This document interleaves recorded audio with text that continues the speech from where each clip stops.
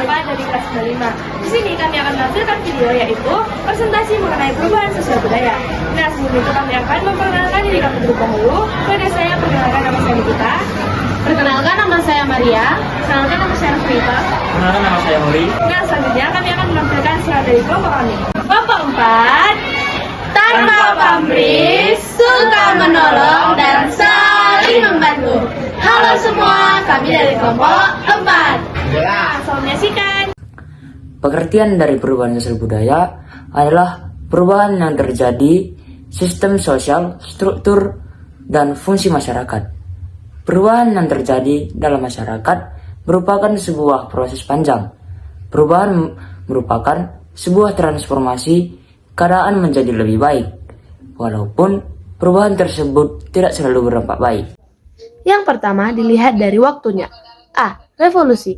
Suatu perubahan yang berlangsung secara cepat dan menyangkut dasar atau pokok kehidupan. Dalam revolusi, perubahan yang terjadi dapat direncanakan atau tanpa direncanakan terlebih dahulu, dan dapat dijalankan tanpa kekerasan atau melalui kekerasan. B. Evolusi. Perubahan secara perlahan-lahan dan bertahap yang berlangsung dalam waktu yang sangat lama. Evolusi menghasilkan perubahan untuk lebih baik atau lebih kompleks. 2. Dilihat dari pengaruhnya. A. Pengaruh besar.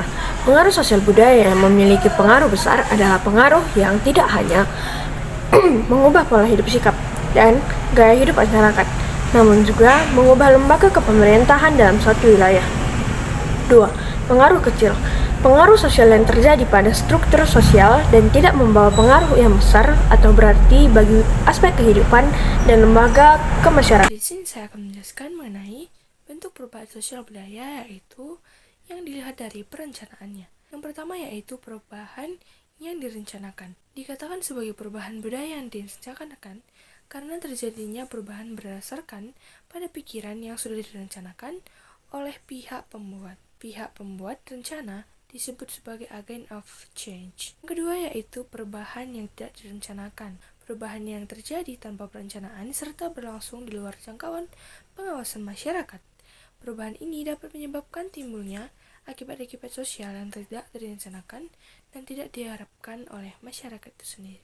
Jadi beberapa faktor perubahan sosial budaya antaranya adalah pertama, bertambah dan berkurangnya jumlah penduduk, dan lalu yang kedua, penemuan baru dalam bidang teknologi maupun bidang non-teknologi, dan yang ketiga ialah konflik, yang keempat, terjadinya pemberontakan ataupun revolusi, dan yang kelima, perubahan lingkungan alam maupun lingkungan sekitar, dan yang keenam, terjadinya peperangan di mana-mana sehingga membuat perubahan sosial budaya. Yang ketujuh, pengaruh kebudayaan masyarakat yang mempengaruhi pengaruh sosial budaya tersebut.